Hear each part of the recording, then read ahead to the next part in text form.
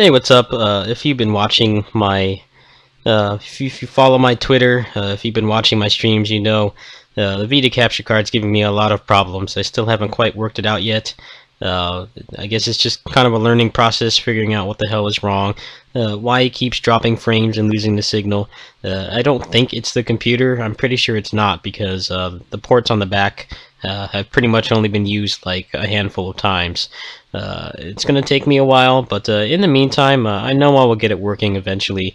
Be it, using someone else's computer, replacing the USB ports, getting more memory. I don't know what it is that I'll need to do, but it will work at some point. So I wanted to give you guys a forecast of what I will be covering in the near future. A lot of these games aren't coming out for a while, so it gives me a nice buffer to get the capture card working properly for this.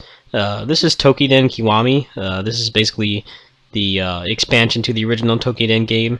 I know a lot of people didn't play the first one because, it was on the PlayStation Vita. Nobody has a PlayStation Vita.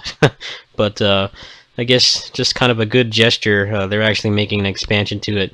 The first game was pretty packed with content. The main problem with it was the story dragged on for a long time. If you know hunting games, I'm not particularly a big hunting game fan. This is pretty much the first hunting game that I ever actually played. In those games, it's kind of like a character action game like Devil May Cry or Bayonetta. The game doesn't really start until you finish the story, and the story is really long. It took me about 30 to 40 hours to get through it. Which for an action game, that's a pretty significant amount of time. Some of that was spent playing with my friend Swillow in just random online matches, but the majority of it was just getting through the story. So luckily, I've already gotten to that point. I will probably be returning to the game, actually, before this comes out. They announced that it's going to be localized in February, so I think I would like to prepare my file a little more. The other problem with this game was the grinding. The matamas are basically the meat of the customization, but like most games like this, it's all RNG.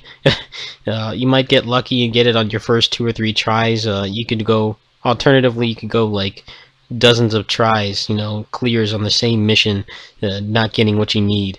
I heard that they kind of relaxed the grinding requirements in this game, which is pretty cool.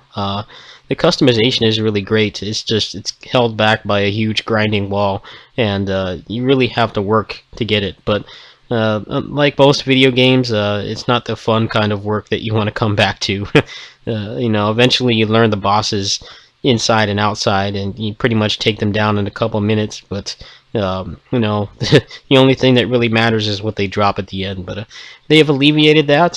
Some of the new weapons look pretty cool. I'm really excited to use the Naginata.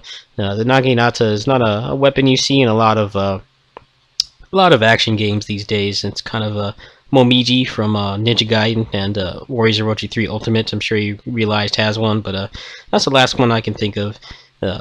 I think it's supposed to come out in February. I don't think they have an exact release date, but that gives me about 4 or 5 months to get the shit together with this capture card and get it working in preparation for this game. The second game, this may come as a surprise, is Senran Kagura. I know what you're thinking. I cannot stand the characters in this game. When I was on vacation back in May, I played the DS game on my friend's 3DS, and the characters make me want to bang my head at the wall or gouge my eyes out. I cannot stand them.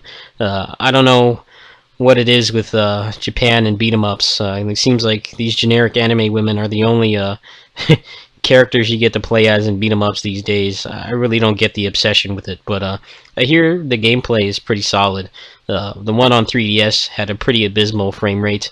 The combat was actually pretty solid for just a standard side-scrolling beat-em-up, but the frame rate was awful. It definitely dampened the enjoyment of the game. I hear this one has a much more solid frame rate. Obviously, the Vita is pretty significant hardware jump over the 3DS. So I'm looking forward to checking this game out. It's not set in stone. I will definitely be skipping all the cutscenes. I don't give a shit about the story or the characters, but I hear it's a pretty solid Muso game that's not from Koei. I'm sure you've heard me mentioned in the past, Koei needs some. It's kind of like the Tales series. They need some more competition so that their games become better. And despite how much I don't care about the characters or the themes in this game, I think it's nice that you know, people like I don't know, Marvelous Entertainment, you know, they're giving Muso Games a little run for their money. So this is due out sometime in October, I think the 14th. Money's going to be a little tight. I'm probably going to have to decide between this or Battride War 2. So I will go ahead and make a poll. Let me know what you guys want to see. Just keep in mind, if you're looking for, you know, the boobs bouncing, cutscenes and shit, you're not going to get that on this channel. I'm going to be skipping all that. I just want the gameplay. So keep that in mind when you vote. I will keep doing some tests of fine-tuning the capture card, trying to get it to work, hopefully without having to send it back to them. Hopefully it's just something on my end that I can tweak from here and not have to wait 2 weeks and pay another $30 to ship it back to them. But yeah, this is my PlayStation Vita forecast for the next couple months. There may be some things in between this, you know, some random indie action game or shmup or something that I might pick up, but these are the two major releases that I'll be covering. I also did mention Tales of Hearts R. I'm kind of on the fence about that.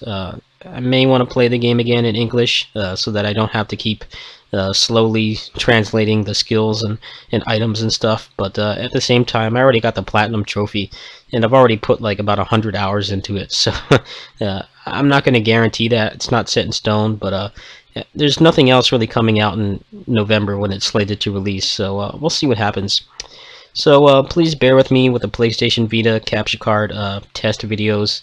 I need to make sure it's stable and that it's not going to screw up the frame rate all the time, because I would like to cover these games. Thanks for watching. Peace.